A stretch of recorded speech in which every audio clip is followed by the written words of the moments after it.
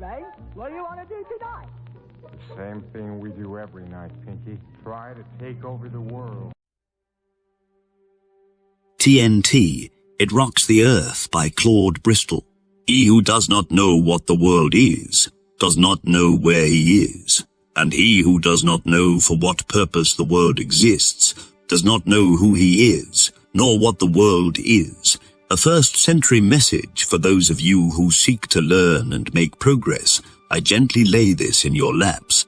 I do so without the slightest fear, but that it will turn your world entirely upside down, bringing you health, wealth, success, and happiness, providing you understand and accept. Remember, TNT is a dangerously high explosive, so when you gather it closely, handle it gently.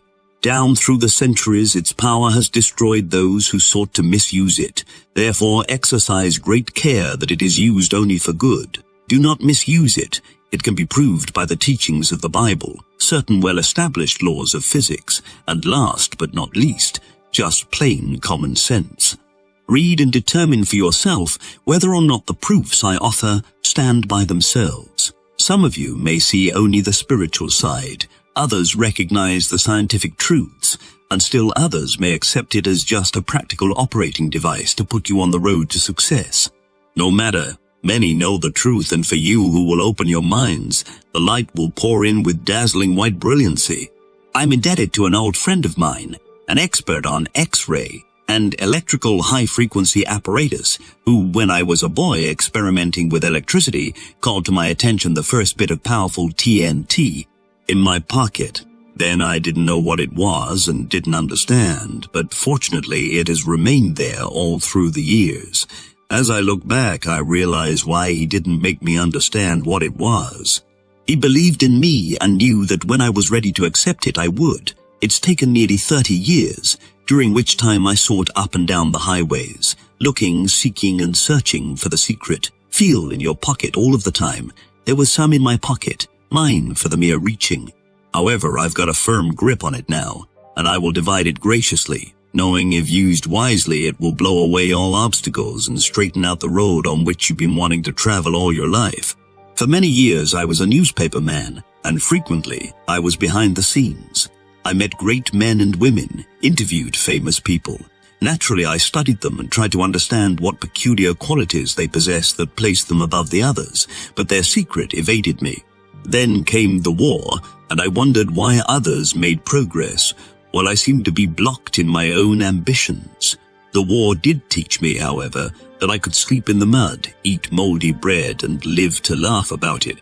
This is part of my TNT, so remember what I learned. It helped me to give old man Fear a solar plexus blow, and I believe it will help you, hoping to find a royal road to fortune. I read hundreds of the so-called success books, and they took me nowhere. I did the same with books on philosophy, psychology, and still the great secret kept just a jump ahead of me. I joined secret fraternal organizations, hoping that I might find that which I sought.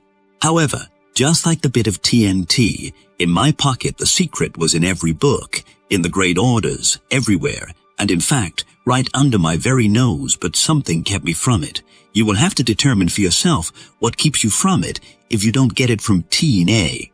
It's there. If you don't find it in the printed word, look between the lines, as I've done my best to present it to you. Following the war, I became a member of a coast-wide investment banking organization, and during the years I cherished quite a dream, as did thousands of others in all lines of business. Only to discover that the air castles which I builded were on an unstable foundation, that something which turned the world upside down financially entirely obliterated my air castles, and I became afraid. I got lost in the fog. Everywhere I turned, something fell in on me. Are you afraid? As an executive of the organization, my responsibilities multiplied. Our business, due to the economic changes which were taking place in the world, faced a crisis, and many people failing to understand the catastrophe which had overtaken business everywhere were critical, all of which brought worry and many sleepless nights. I found myself dreading to go to my work, fearing that each day would bring added misery. The weeks went on and conditions got worse and worse. I was baffled. Several times I talked about getting out of the business, and one day in the latter part of June 1931, I made up my mind to leave. I mentioned it to one of the women with whom I had been associated for several years and saw nothing but reproach in her eyes. That night I tried to sleep. Again I found it impossible. I paced the floor for hours. When at about 3:30 in the morning I suddenly stopped and sat down. I was face to face with myself. I could follow the inclination to run and leave the others to carry on by themselves, or I could stay and do my share, a duty which I knew was mine. I caught myself saying almost aloud, "Right is right. It's always been right. It's always been right. It can't be otherwise," something I had been taught since infancy. Suddenly there appeared to be an unfoldment. Out of the air came a voice saying, "What have you been seeking all these years? What were you taught? What did you learn? Where are you going? Where have you been? Where are you going?" I jumped to my feet, crying, "I know it. I've got it now. It's the secret. That's what they tried to teach you. It is the royal secret, too." Out of the air, something told me that I would find those identical words in a book which had many years before been given me and which I had tried to read, failed to understand and put aside. It was written by a great man, Albert Pike, a mystic, a poet, and a scholar. Grabbing it from the shelf, feverishly I ran through the pages. The words were there and I understood immediately. I now had the key. I could see a broad, smooth highway, and at the end of that highway, a perfect flood of gorgeously beautiful radiance. That's the road you are on now. What a simpleton you have been. They tried to teach you, they tried to help you, and you kept your mind closed, thinking that you alone could find the road and stay on it. Open your mind, I was nearly overcome with the sheer joy of it all. My fears, my worries had disappeared. I smiled. I knew that I was right and that everything would be right for me from then on. I slept like a baby. There was a different atmosphere in the office that day.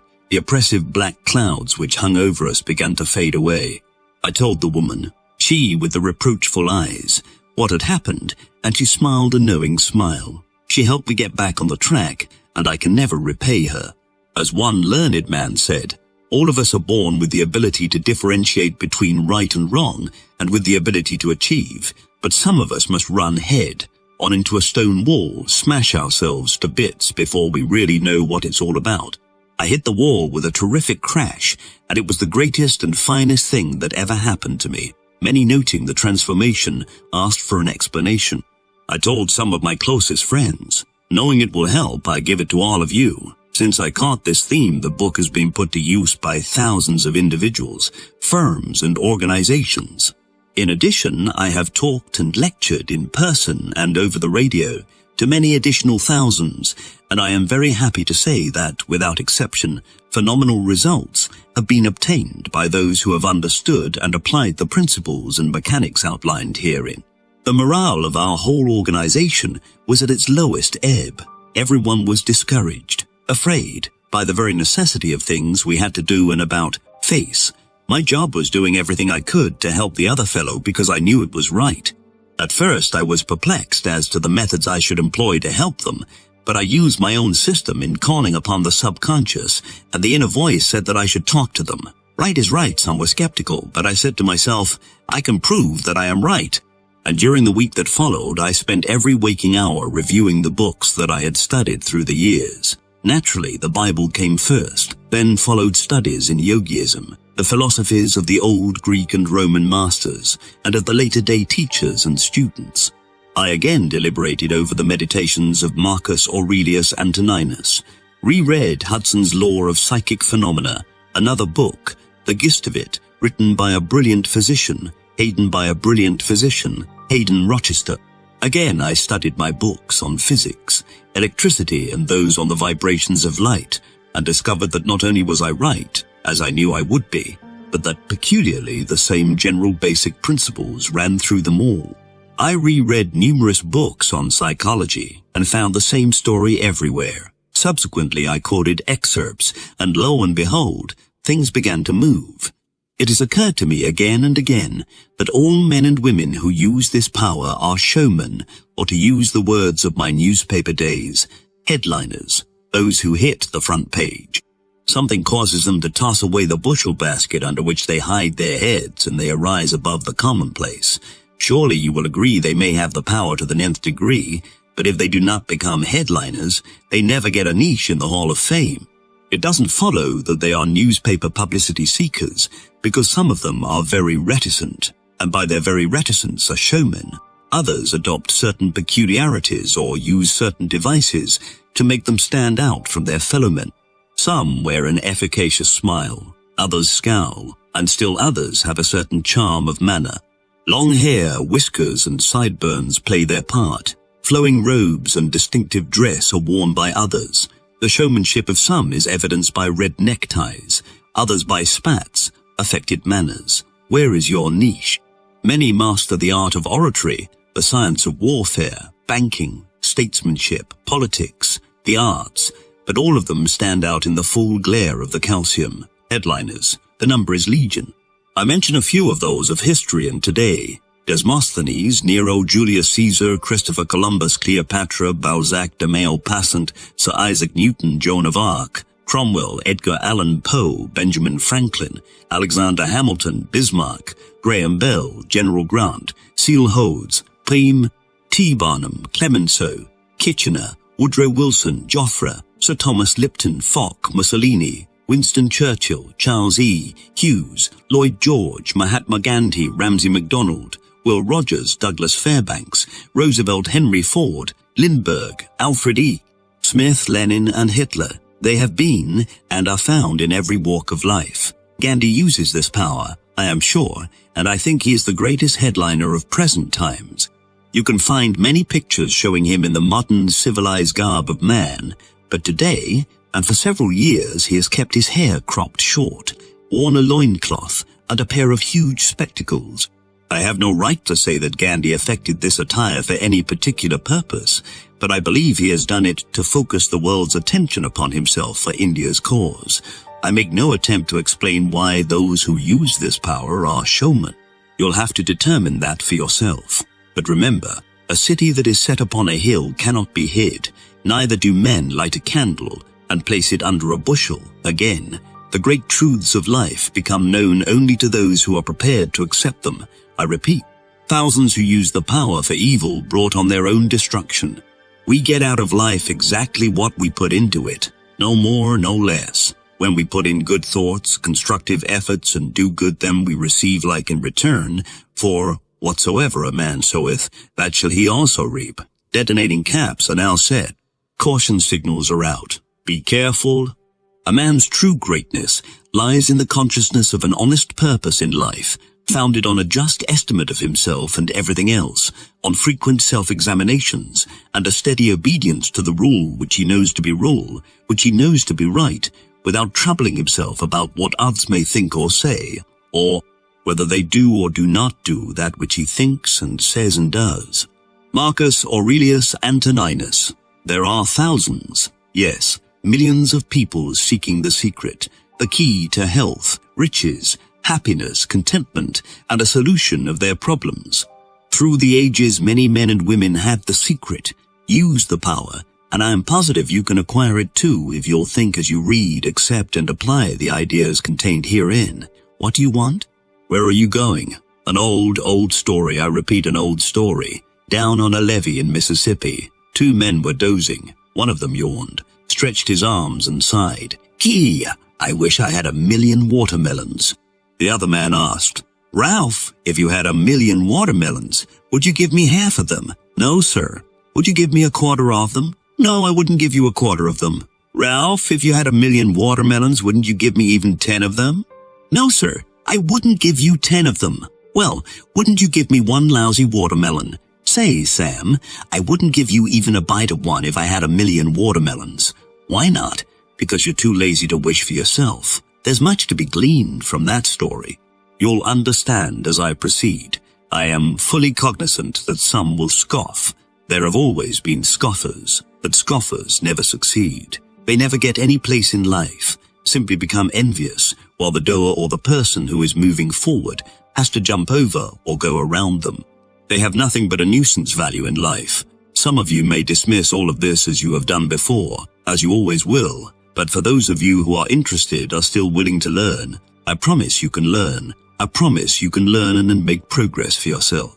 Scoffers do not succeed, I take it there isn't an intelligent man or woman who isn't really interested in getting ahead, but I have often wondered if there isn't a negative quality in most of us which precludes us from really starting. There's a saying I thoroughly believe in. If you believe it, it's so. Simply a cryptic statement or digest of what I give you. All the great teachers, Buddha, Confucius, Muhammad, Jesus, and many philosophers taught a great fundamental idea. It is found in all religions, cults, creeds, and sects. Everywhere runs the same general theme, the gist of which, in my words, is, if you believe it, it's so. If you believe it, it's so. If you believe it, it's so. I quote from the Bible, "As a man thinketh in his heart, so is he. As a man thinketh in his heart, so is he. If you believe it, it's so." Note the similarity. Reduce the whole thing to one word, faith. I have heard many people say the day of miracles is past, but never in my life have I heard a thinker, a student, or a believer make such a declaration. Surely, the days of Aladdin and his lamp are gone. Perhaps they never existed. So with the magic wand, the magic carpet, and all of those things of fairy tale and legend, when I refer to miracles, I mean those things which can be accomplished through faith. Faith in your belief. Faith in yourself. Faith in the persons with whom you are associated. Faith in a power. Faith in that something, which controls the destinies of everyone. And if you can get that faith and dissipate the negative side, nothing in this world can stop you from acquiring what you desire. Believe in yourself. While this may sound fallacious, you can have anything obtainable if you really want it. All of us are prone to calculate and weigh things, permitting the negative side to creep to the fore, and our thoughts evidence themselves in such remarks as "it can't be done." I'm afraid. What will happen if I do it? People won't understand. It isn't worth the effort. I haven't the time. And similar verbal alibis. If you haven't expressed these thoughts to yourself, then others have to you, and through the power of suggestion, you have accepted them as your own conclusions. Why the alibis? This same message has been written and delivered thousands of times. It runs through the Bible. You find it in the great fraternal orders. It led the 3 wise men. The Crusaders carried it. Every outstanding character of history has used it. Moses, Alexander the Great, Napoleon, Shakespeare, Washington, Lincoln, Roosevelt, Wilson, Benjamin Franklin, Edison, Dr. Steinmetz, Barnum, and thousands of others had a grasp of that something. The wise men of all ages, the medicine men, religious leaders, great teachers, the Maya priests, the yogis, the healers, the healers, the healers, the healers, the miracle men, all of them knew this secret. Some worked it one way, some another. The wise men knew they were just human beings. If they knew and could achieve, so can you. Halt, think, ponder. What made Mussolini? What is it that Amy has? Gypsy Smith. Billy Sunday. Belief, faith. Only that, and the ability of a staunch believer to pass it on to the other fellow. It's the very keynote of all great religions. All big things are started by one person, one believer. It makes no difference where they got the idea originally. All great inventions are the outgrowth of the whole scheme. Faith, faith, faith. Belief in yourself, your ideas. All super salesmen know this. They use the power. That's why they are super salesmen. Every community drive, every forward movement, everything worthwhile succeeds because some one person has faith and is able to pass it on and on and on. Think about that. Then think about it some more and think of it again. Meditate over it, and you'll realize that every word is true. Many envy the man or woman getting ahead, who appears to be a financial success, a power, an influence. Did you ever seek the explanation? Everything that anyone has ever done constructively has been done from within himself. Don't envy. Do every one of us, if put on the right track, can accomplish what he or she is after by keeping before him or her my own expression. If you believe it, it's so, and adopting the old adage, where there's a will, there's a way. In other words, get that willpower, that faith, that belief working every minute of the day, 24 hours of the day, 7 days a week, 365 days a year. And I promise you, if it's done, you will leave people around you in the progress you make as rapidly as high-frequency electrical discharges oscillate through the ether. Pause and think for a moment. What is organized propaganda? Nothing more, nothing less than a well-developed plan to make you believe. You saw it work in the war days, and if you're wide awake to what is going on around you, you know that it's being worked in every line of human endeavor today, just as it was worked thousands of years ago, and as it always works. If you're reading the newspaper, listening to the radio, and will keep in mind my theme, you will realize that all these speeches of our leaders, our great executives coming to us with clock-like regularity, are being given with a purpose, to make us believe. Those men know it works. Stop, think, meditate. Mahatma Gandhi, upon arriving in England to seek a solution of India's problems, said, "I'm doing this because a voice within me speaks." Gandhi referred to something from within. Call it a power. Call it something supernatural. Call it anything you wish. Some refer to it as the subjective mind. Others call it the subconscious mind. Some instinct. Some universal thought. Still others to the impulses coming from within as hunches, divine messages. Spiritualists refer to it as a voice from beyond. No matter what it is, it gets results. And now I show you how to acquire it.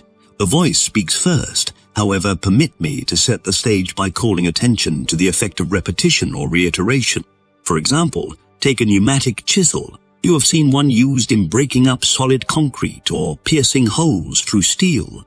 It's the tap of that chisel with the terrific force behind which causes disintegration of the particles and makes a dent or hole in the object on which it is used. All of us have heard of the old torture system of dripping water on the forehead. Perhaps you are familiar with Kipling's Boots. It's the tramp of boots that makes men mad. It's the constant never-ending repetition that penetrates. You are familiar with the first part of the picture and how repetition works on material things, but some of you may not thoroughly understand the second part. But here too, it's the repetition that ultimately makes its impression upon the human mind. The fundamental of advertising is its repetition, its appeal by reiteration. 100 others all impressed on your consciousness by constant repetition. Through the science of repetition, you learn to multiply. Everything you ever memorized was impressed upon your consciousness through repetition. You are constantly being reminded to reaffirm your faith in your religious belief. The same science, again and again. Repetition, reiteration, reaffirmation and repetition. The connection between the conscious and the subconscious or subjective mind is close. Every student of the subject knows what may be accomplished by definitely contacting the subconscious. When you get a definite detailed picture in your conscious mind by using this process of reiteration or repetition and make the subconscious mind click, you have at your command a power that astounds. The science of suggestion. We hear much about the power of suggestion. We know how easy it is to make a person ill by constantly suggesting to him that he doesn't look well, etc. It's the constant mental review of his crime that makes a lawbreaker confess. As a newspaperman, I have been in on many third-degree sessions. I have seen detectives and prosecutors corner a single individual and shoot questions at that individual until his face was bathed in perspiration. It is the deadly repetition, the reiteration, the tap, tap, tap, tap, through the power of suggestion which brings confession. Skilled prosecutors, clever defenders appeal to the emotions of jurors, never to the conscious reason. And how do they do it? Simply by a process of repeating and emphasizing time after time the points they wish to stress. They do it with usage of words and variations of argument. Behind all there is the tap, tap, tap, tap, tap, tap, tapping the subconscious, making the jaws believe. If you will keep this idea of repetition in mind, you will understand why members of a certain race of people are so successful in business. When families are gathered together, the subject of conversation is business, business, business, business. They talk their problems over. They keep before them constantly the idea of making money and making progress, and never for a moment are they permitted to forget. And they stick together, the idea that was born of necessity, just like a machine or an article is born of necessity. We are all familiar with the old adage, necessity is the mother of invention, and it is true of all human impulses and endeavors. A drowning man grabs at a straw, a starving man at a crust of bread. The impulses come when you get up against it. You who have been there know what you had to rely on in times of acute pressure and whether or not you heard a little voice from within. There can be no gainsaying that once you have made up your mind to do a thing, it will be done. But the trouble with most of us is that we sidestep, vacillate, and seldom make up our minds to what we want or determine clearly the road on which we wish to travel.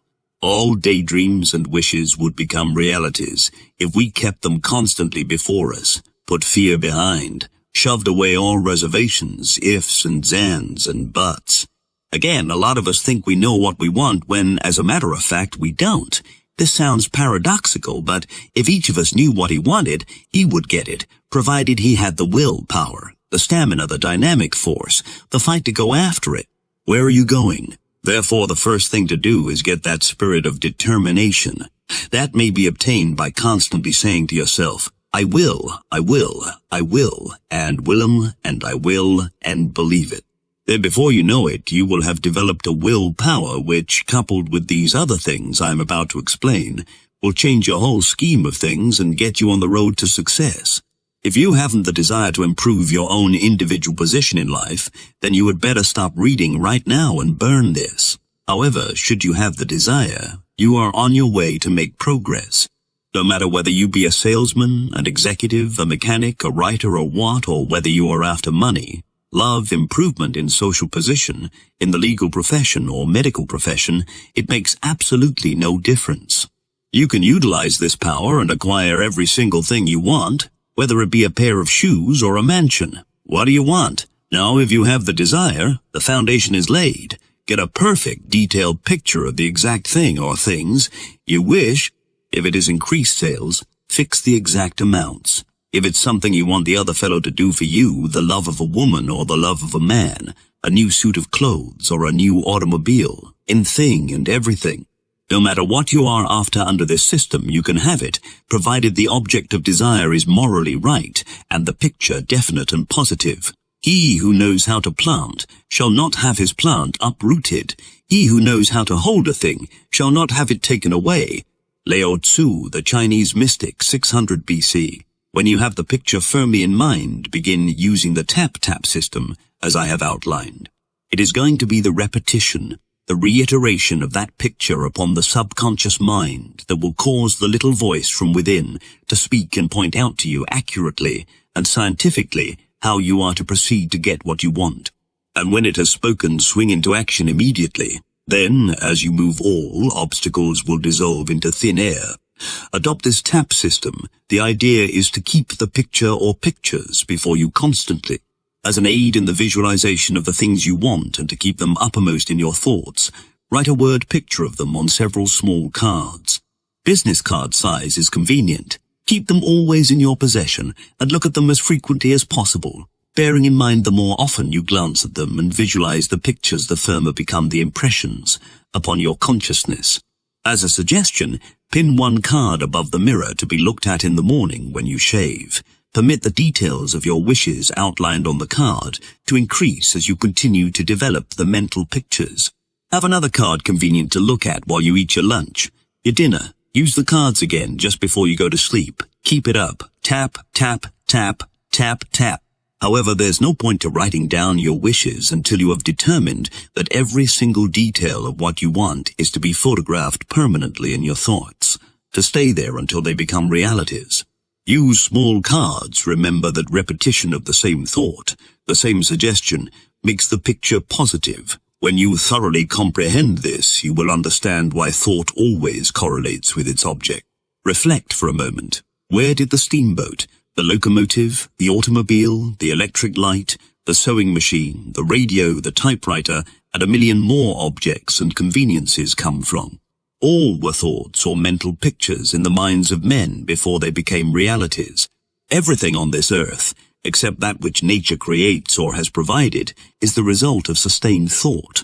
Powerful thoughts attract thought. Contacting that something brings everything, with nature's exceptions, into manifestation. A single thought not to be followed up, a flash to be dismissed or lost, is like a bobbing cork, aimless and without purpose. However, the same thought, the picture of the thing you want kept constant, always attracts its object, just as a magnet attracts. The larger and more powerful the magnet, the greater its drawing force, and so it is with sustained thought. The more powerful it becomes, the more it attracts. Just as a huge magnifying glass drawing the sun's rays and kept focused on a certain spot will burn a hole, so will powerful, sustained thought, the vivid mental picture directed to or on its object correlate.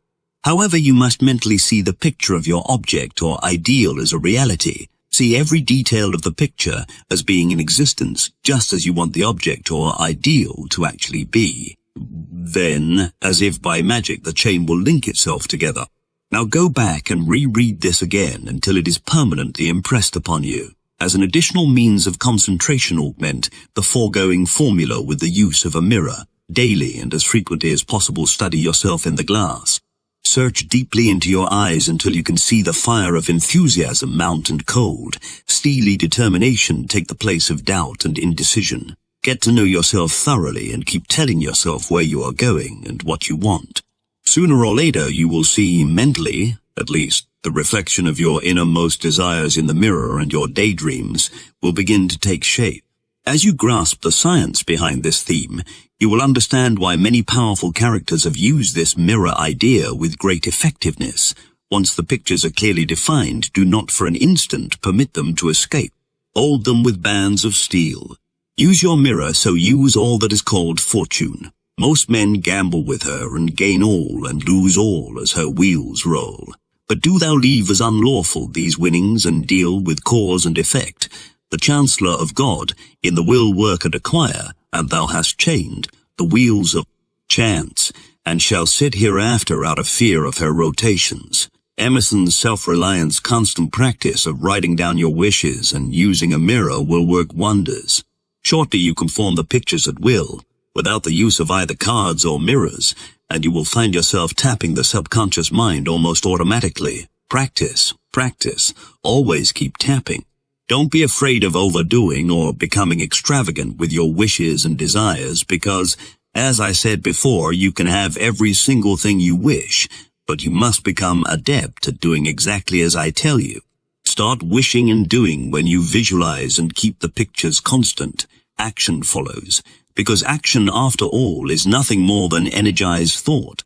Never lose your vision, your mental pictures, for it is as King Solomon said nearly 3,000 years ago, where there is no vision, the people perish. Bear in mind, this whole theme is as old as man. The only thing I do is to give you the message in words of today and outline a simple system of mechanics which may be used by anyone. As we all know, the proof of the pudding is in the eating, and if you have any doubts as to whether or not I am giving you an exact science, try it. The automobile will begin to take shape.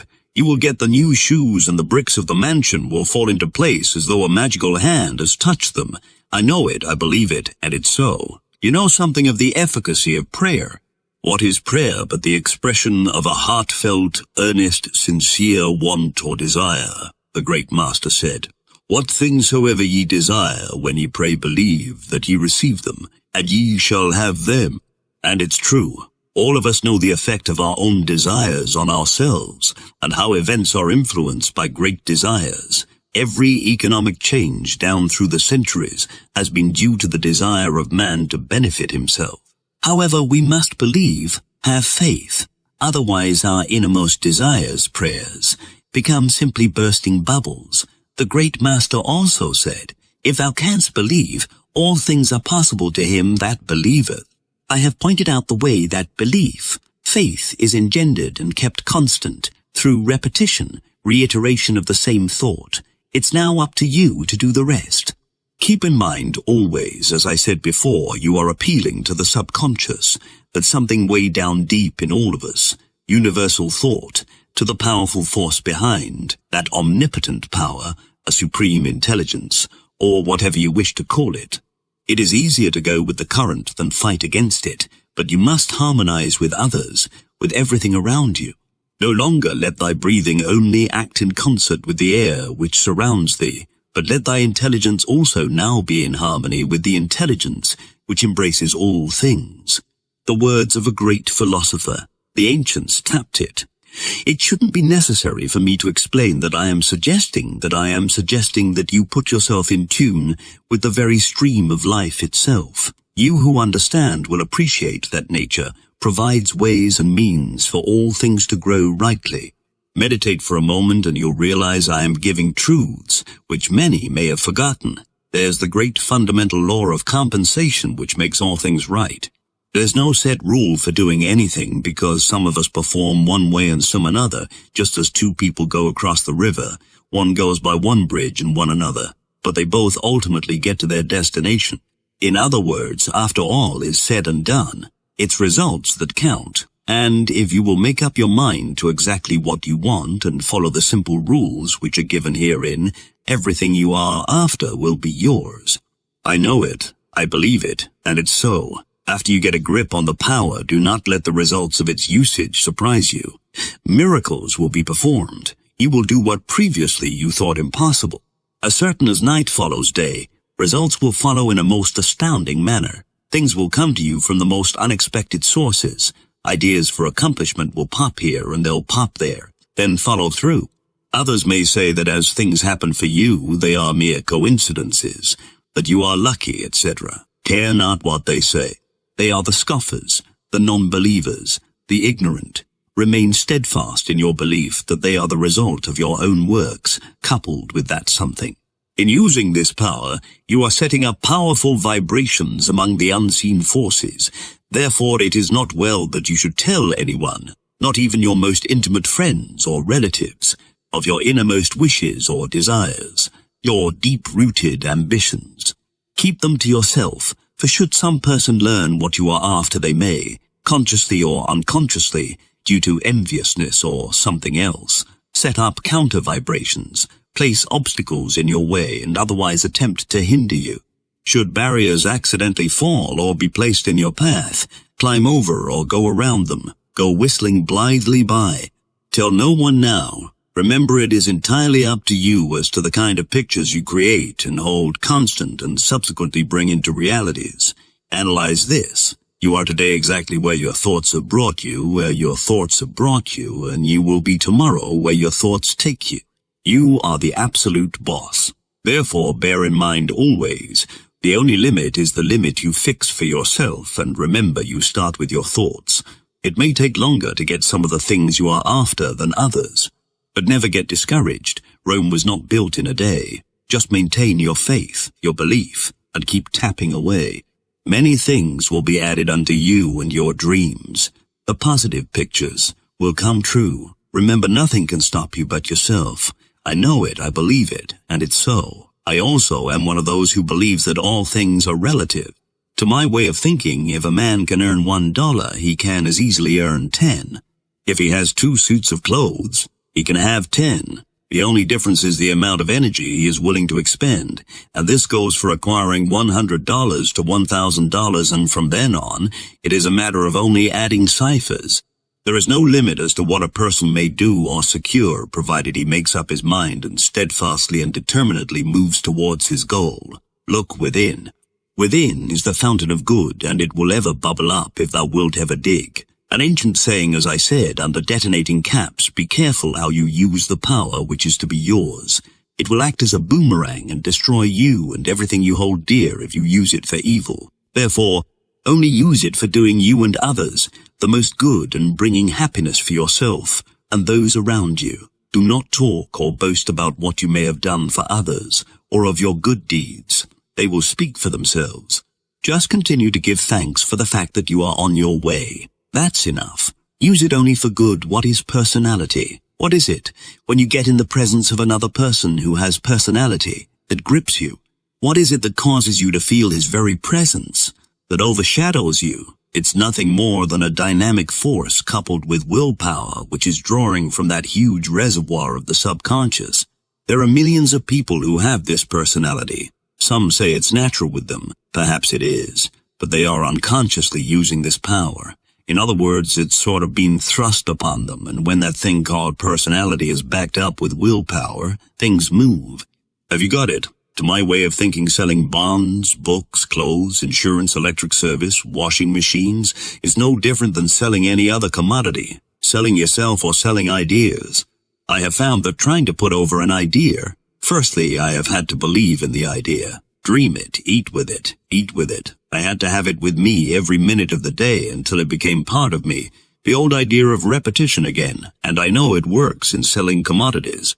You have got to know what you are talking about, and only hard, personal, persistent, intelligent study will enable you to do this. One more thing, and that is keep informed as to what is going on in the world about you. You never know what a prospect may be interested in, and it's sometimes necessary to get his attention or you'll break entirely through irrelevant subjects. That's why I repeat, read the newspapers, current periodicals, and read them thoroughly. I don't mean read every detail of some murder or suicide, but get a digest of the day's news. Awaken, know what is going on about you. Get understanding. Keep step with the world's affairs. The better informed a person, the better he is equipped to get what he wants. Don't forget that knowledge is power. All of you should know that by this time, he who knows others is clever, but he who knows himself is enlightened. From the sayings of a wise Oriental increase, your knowledge and the scope of your activities will be enlarged, and the desire for greater things, larger things, will come automatically, and as they do, the things which you previously thought you wanted will become to your mind trivial and will become to your mind trivial and will be disregarded, which is another way of saying that you ultimately will hitch your wagon to a star, and when you do, you'll move with lightning, like speed, study, learn and work, develop a keenness of observation. Step on the gas. Become alive for yourself and you'll pass it on to the other fellow. Get confidence, enthusiasm, and you're set up like vibrations all around you, and that's the theory of all life, as old as the world itself. Like begets like, a laugh brings a laugh, a good deed calls for a good deed, riches beget riches, love, and so on. The old law of attraction stated in Ampere's theory of electrical magnetism is, parallel currents in the same direction attract one another. And when you are out of tune and antagonistic, you put others out of tune and make them antagonistic, because parallel currents in opposite directions repel one another. However, don't get the thought that I have given you an oversized wishbone which will enable you to sit down and, by talking to yourself, through the idea of repetition, get what you want, because it will never work.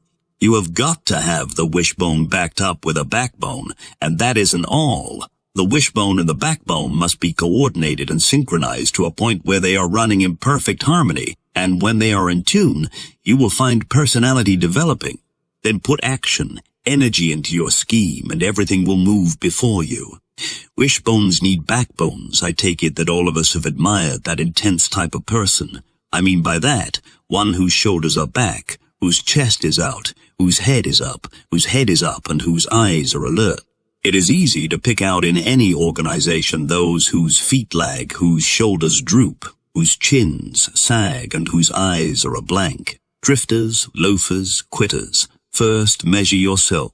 Then study those with whom you are associated, and you can tell at almost a glance those who will make progress and those doomed to failure. Every physical movement tells a story. Each marks your personality. Your body and your mind are in reciprocal relationship. Each acts and reacts upon the other. Your bodily movements, your facial expressions indicate the way you think.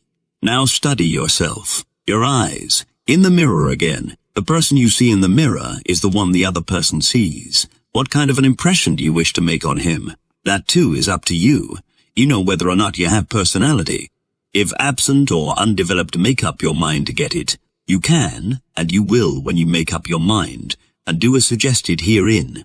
If you will develop that intensity of purpose, determination to get ahead, shortly the determination will show in your eyes. You have heard people say that a certain person has a penetrating gaze, that he looks right through one. What is it? Nothing more than that fire from within. Intensity, or whatever you wish to call it, which means that the person who has that gaze usually gets what he wants. Remember, the eyes are the windows of the soul. Look at the photographs of successful men. Study their eyes, and you will find that every one of them has that intensity. Therefore, I say, let it be reflected in the way you walk, in the way you carry yourself, and it will not be long before people will feel your presence. When you walk through a people will feel your presence. When you walk through a presence, when you walk through a crowd, and an individual prospect will feel that personality when you talk with him. The eyes have it all of this. is to explain that it takes an affirmative type to make progress, and the things I have pointed out may be utilized to develop you into an affirmative type. The negative type is sunk before he starts. Nature takes care of these situations through the old law of the survival of the fittest.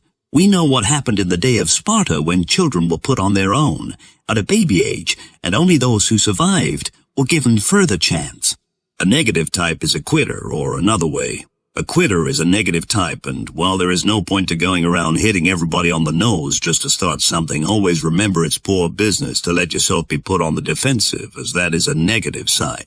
The person who won't be licked can't be licked. If you are taken unawares and suddenly put on the defensive, snap out of it. Take the offensive, because if you remain on the defensive, you are beaten. Of course, to bring about this intensity of being, it's necessary to be in good health. I do not claim that the power of will is a cure, or to mend broken legs and all that sort of thing, but I do know that constant application of the theory herein advanced will aid a person in ill health. All of you have heard of Dr. Emile Coe, the Frenchman who was in this country a few years ago, telling people they could cure themselves if they would adopt his plan. His idea was that you should say to yourself, "Very day, in every way, I'm getting better and better." Just ponder over that for a minute. Every day, in every way, there was nothing new in that idea, any more than there is in the ideas which I put forth. Simply another way of expressing the whole scheme. Reiteration, repetition, keeping uppermost in your mind all the time what you want, and which positive thoughts, in turn, are passed on to the subconscious mind. The wonder thing. Think health, wealth, and happiness, and they will all be yours. It cannot be otherwise. We all know of people who are continually talking about backaches, headaches, or some other kind of aches. They harp on them, and the first thing they know, with that reiteration, the aches become realities. If you have such an ache or pain, there is no point to talking about it. Neither is there any point to talking about your worries, your troubles. Do not talk about them. Do not think about them. Then they will not be in your mind. It is the repetition that keeps them there. Shift your gears. Reverse the process. Get away from the negative side and become an affirmative type. Think affirmatively, and the first thing you know, your aches, worries, and troubles will disappear. If thou art pained by any external thing, it is not this thing which disturbs thee, but thy own judgment about it. And it is in thy power to wipe out this judgment now. But if anything in thy own disposition gives thee pain, who hinders thee from correcting thy opinion? The philosophy of the ages when a train roars across the track in front of you, you put on the brakes of your automobile, throw the gears into neutral and idle your engine. You are on your way again just as soon as the train passes, but you certainly do not throw your gears into reverse and go backwards, backwards. Are you in reverse? Compare yourself to the gears of your automobile. In reverse place all fears, worries, troubles, aches, and pains. And when things go wrong, simply put on the brakes. Idle your engine until you can clearly see the road ahead. In high is everything you desire. Health, wealth, happiness, success. No power in the world except your hand can put the gears of your automobile in reverse. If your own gears get in reverse, remember you alone put them there. And you put them there with your own thoughts, because there is nothing either good or bad, but thinking makes it so. Therefore, as you think, you move either forward or backward, in high gear or in reverse. When you place yourself in reverse, worry, stew, and fret, you are using the tap idea to bring into existence the things you would most avoid. Some 3,500 years ago, Job said, "For the thing which I greatly feared is come upon me, and that which I too was afraid of is come up to me." Certainly they came upon him because he, in his fears, pictured them. He used the immutable law to attract them. Just as you bring the good things which you want into reality by holding the positive thoughts constant, so do you bring the bad things, those which you fear, by holding the worry, the negative thoughts constant. If you have read this far, then you must realize that when you look after your thoughts, then your thoughts will look after you. Therefore, which will it be? Grief, trouble, ill health, worry, failure, or health, worry, failure, or health, wealth, happiness, success. It's entirely up to you. No power on this earth, but you can direct your thoughts. and the way you use your will to keep your thoughts positive is a matter solely under your control. Therefore, lose no time in erecting a steel wall on the right side of the reverse gear. Close the door of yesterday. Keep it closed always. Then shift from low gear into high and stay there. Which will it be? Those of you with your own business, increase your business. Or if you're a salesman, your sales, as a result of your own thinking. When others tell you that business is bad, things are tough, going to the bow wows, etc., and you accept their thoughts and make them your own, your business will go to the bow wows. Have no doubt about that. Then as you talk to others with your chin on your chest, your feet dragging in the front of a professional mourner, then you tap them down, and the more you circulate and the more you talk. Tapping with the same story, especially if you think and talk with an air of conviction. The B think and talk with an air of conviction, the more damage you do. You are setting up thought, in reality fear, vibrations which are far-reaching. Fear thoughts are terrifically contagious and spread like wildfire. Conversely, as you direct your thoughts, visualizing, towards increasing your business, your sales, your profits, etc., have no misgivings of your own, keeping your mind closed to the downward tapping thoughts of others, and put enthusiasm, energy, and action into your program, your business, your program, your business, your sales automatically will increase. You must keep in mind always that the intense fire of enthusiasm from within becomes a conflagration which affects all on your wavelength as long as you radiate it. The vibrations you set up with your powerful rays of enthusiasm inspire others, raise them up, build and attract business, just as fear vibrations tap others down, repel and destroy. Close your eyes. It is an indisputable fact, irrespective of the times, that there is always business somewhere for the man who believes it exists and goes after it, but none for the person who is positive, that none for the person who is positive that none exists, and makes no endeavor to move. Accept this, experiment and be convinced. Any downward or upward trend in our worldwide economic scheme is due entirely to the way we think. When the great world leaders, the statesmen, the financiers, editors, publishers, economists, those who direct and influence the thoughts of millions in every part of the globe, permit depressed thoughts to enter into their scheme, then depressed thoughts and fear vibrations enter into the scheme of those same millions, and business comes to a near standstill. When the world's leaders change their way of thinking, toss out fear and move forward instead of backwards, then the thoughts of millions change for the better, and as they think constructively, business improves. Thought moves the world. Stop and meditate over this for a few moments. You will realize that thought operating in reverse was the great underlying factor which brought on the so-called economic depression. Human beings are human beings the world over, whether in Prague or Timbuktu, all subject to the same emotions, the same influences, the same vibrations. And what is a community, a city, a nation, but merely a collection of individual humans? As a man thinketh in his heart, so is he. As members of a community think, so they are. As a city thinks, so is it. And as a nation thinks, so is it. There is no other conclusion. We are living in a great crisis in human history. There is unlimited need for boldness and courage, but there is no occasion for dismay. On the one hand, there is the way to such achievements, to such wealth and happiness as mankind has never before known. Life, even as we know it now, tastes very good at times. We spoil it a lot for ourselves and each other by fear, follies, hate, bickering, suspicion, and anger. There is no need for us to go on spoiling it. We have not the health we might have. We have not a tithe of the happiness we might have. But it is within the power of the human will to change all that. H.G. Wells, England's great man of letters, this power, this vital energy, or whatever it is inexhaustible, and it is so easy to use it if you only have the key. I am fully appreciative of the fact that psychologists maintain that few persons really think. It is my hope that this message will cause you to think.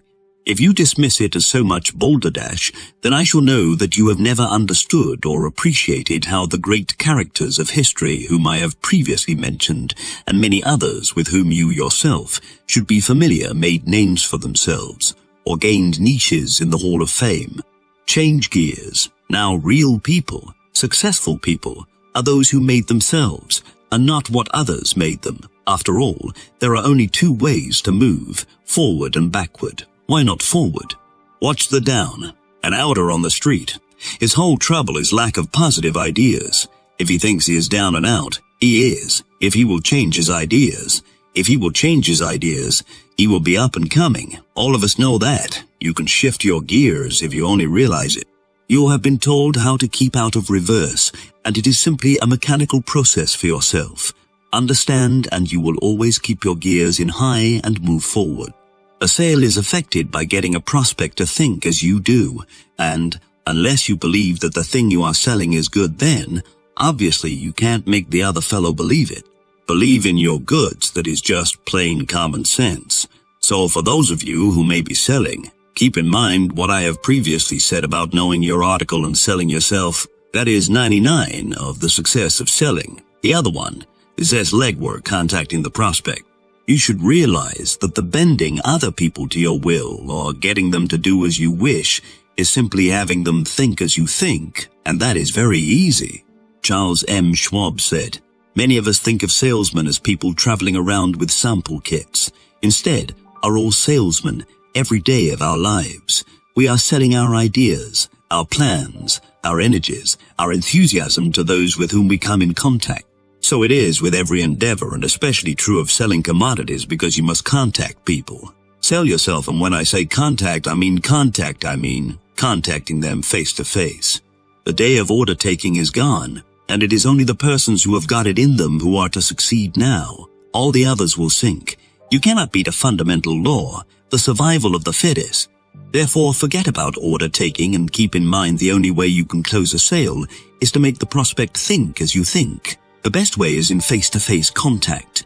You have got to be in his presence. You have got to be in his presence. You have got to see his reactions, the old law of cause and effect, and you have got to adapt yourself to the conditions as they confront you with that individual prospect. If you are intent on making a sale, and you must be if you are going to succeed, keep in mind my theme. The subconscious mind will be giving you ideas, hunches, inspirations, a perfect flood of them, which will guide you correctly. They will point out the way to get into a busy man's presence, into the privacy of his very self, and when you get there, stand on both feet. Follow your hunches, be alert. Make him feel your personality. Know what you are talking about. Be enthusiastic. Don't quail. You are just as good as he is, and besides, you may have something which he hasn't, and that is utmost confidence, utmost faith in the article you are selling. On the other hand, if he is a success, he also has personality. Therefore, be sure to put the contact on a 50-50 basis. Do not belittle him. Do not let him belittle you. Meet on common ground. Make him like you, and when he likes you, and when he likes you, and you him, success is on its way. Remember, you are going to sell him. There is strength in teamwork. The esprit de corps pounded into those of us who were in the army made the American forces what they were. And it's the esprit de corps, teamwork, determination to move forward, which will shove us along. If this is accepted in the spirit in which it is given, put into execution, you will be unbeatable. And by getting in tune and getting others on the track, the world is yours. When fear rules the will, nothing can be done. But when a man casts fear out of his mind, the world becomes his oyster. To lose a bit of money is nothing, but to lose hope, to lose nerve and ambition, that is what makes men cripples. Herbert N. Casson, ascertain exactly what you want and use the mechanics given, and you will discover more gates open for you than you ever dreamed existed. I am not interested in any prophetic explanations. I am interested in results. A light will dawn upon you, and you will see clearly ahead how to achieve what you are after. The same principles, the same methods can be successfully applied to any line. The ability to accomplish anything in a convincing fashion depends entirely upon the degree of expert knowledge which you possess, coupled with that intensity of purpose. Read and study, practice, tap, tap, tap. Before closing, I should tell you that the conscious mind must be placed in a receptive condition to get the ideas from the subjective or subconscious. Of course, we all know it is the conscious mind which reasons, which weighs, which calculates. The subconscious mind does not do any of these things. It simply passes on ideas to the conscious mind. Open the door. You have heard a lot of people say, play your hunches. What are those hunches? What are those hunches? Where do they come from? They come from the workings of the subconscious mind. Psychologists tell us, you will soon understand the reason that to put the human mind in a receptive condition, you must relax. If you have ever laid on the massage table and been told by the massage table and been told by the masseur to relax, then you know what I mean. Let the body go limp. If you have trouble at first, try it with your arm, both arms, both legs, until the whole body is relaxed and the mind automatically will relax. When that is accomplished, concentrate on what you want. Then hunches come. Grab them, execute them as the little voice tells you. Do not reason or argue, but do as you are told and do it immediately. Relax and tap. You will understand what psychologists, mystics, and students mean when they tell you to stop, relax. Think of nothing when you wish to draw on the subconscious and have the little inner voice speak. As you further progress, you will also begin to realize what the seers of the East had in mind when they said, become at ease, meditate, go into the great silence, continue to meditate, and your problems will fade into nothingness. The road ahead will become illuminated, and your burdens will fall away one by one. Is there anything clearer than Pilgrim's Progress? My message is no different than that which was conveyed there, only, as I said before, I put it to you in perhaps different words. The late Thomas A. Edison, explaining his success of inventing, said, I begin by using my accumulated knowledge, but most of my inventions are completed with ideas which flash into my mind out of thin air. Fred Ott and Charles Daly, associated with Mr. Edison for more than 50 years, solved the secret of making synthetic rubber. The mysterious nothingness I quote from a newspaper story dated October 21, 1931. On Monday Mr. Edison, started to sink into a stupor, but Daly and Ott were still pounding doggedly, determinedly concentrating, tap, tap, tap, tap, tap, tap, tap, tap at their experiments, and on Tuesday night the solution flashed. Out of the mysterious nothingness, the little voice spoke, just like it always does when you make up your mind what you want and when you go after it. If your own little inner voice suggests that you ask for something, do not be backward about asking. You have nothing to fear. The other person will never help unless he knows your wishes, so you must ask. Accept the theory advanced herein and practice intelligently, and the voice will speak just like it did for Edison, Ott, Daly, and thousands of others, and you will get results. All will be yours. In Julius Caesar, Cassius, he of the lean and hungry look, talking to Brutus of the Roman emperor's power, said, the fault, dear Brutus, is not in our stars, but in ourselves that we are underlings. As you know, William Shakespeare wrote that, and he himself arose above the commonplace by using this power. If you are timid, backward, in a rut, and an underling, it is because of yourself. Blame not the stars. Blame not society. Blame not the world. Blame yourself. Again, I say, change gears. Put them in high and begin to move. Who is to blame? Some people not thoroughly understanding may say that you are conceited, self-centered, or selfish, but care not what they say. Those are the scoffers. Those who would put rocks in your road and otherwise impede your progress. Those who understand will be helpful. They will be eager to serve you. The intelligent ones will begin to study you. The intelligent ones will begin to study you to determine what you have that they haven't and try to learn your secret. I have given you a grip on it. Hold it to you tightly and start moving forward. George G. Nathan, one of America's foremost critics, in a compilation of living philosophies, declares he has never known a man who succeeded in life in a material way who did not think of himself first, last, and all the time. Naturally, I don't know just how Nathan meant that, but I'm sure he did not mean that a successful man is selfish to the point where he isn't helpful to others, because if you follow the theme as I have outlined it and get on the road to success, you will not be led to act ruthlessly. Service pays dividends, as a matter of fact. The exact opposite is true, because you will find that you will wish to do charitable things, good things for other people, performing services involving the throwing out of crumbs, as it were, and your willingness to do something nicely for the other man, which will bring about a willingness on his part to do something for you. There is nothing selfish about this. It's just a matter of cause and effect. Remember the laws of attraction. Like always attracts like. When you perform a service, you will be paid huge dividends. There is no mystery about it. It's just so. I am the master of my fate. I am the captain of my soul. As a man thinketh in his heart, so is he. I know it, I believe it, and it's so. This little book will do everything for you that is claimed, but you must reread it until every sentence, every word is thoroughly understood, and then you must apply the principles and mechanics with your whole heart and soul. Make them a part of your daily life, and when you put into practice the ideas offered, you will find that they will work just as they've always worked, and always will. If you are in deadly earnest with yourself, you will find the whole scheme very simple. After you have studied the book and have reflected upon the ideas set forth, you will appreciate the tremendous force which lies in the science of thought repetition and positive action. You can, by repetition of the same thought, tap yourself upward or downward, dependent on whether you have depressed or constructive thoughts, and as you build yourself powerfully, you will find that you can influence others by your thoughts. Therefore, let me again admonish you to exercise great care that you do not misuse your power. Keep your mind filled with good, constructive thoughts, and then act with all the energy you possess as the ideas come to you. Remember, every thought kept ever constant leads to action and results follow. So keep this book and read it again over and over. Study it and reread and study it as frequently as possible. In the beginning, all things were good. Man himself made them bad. You do evil and evil will be done unto you.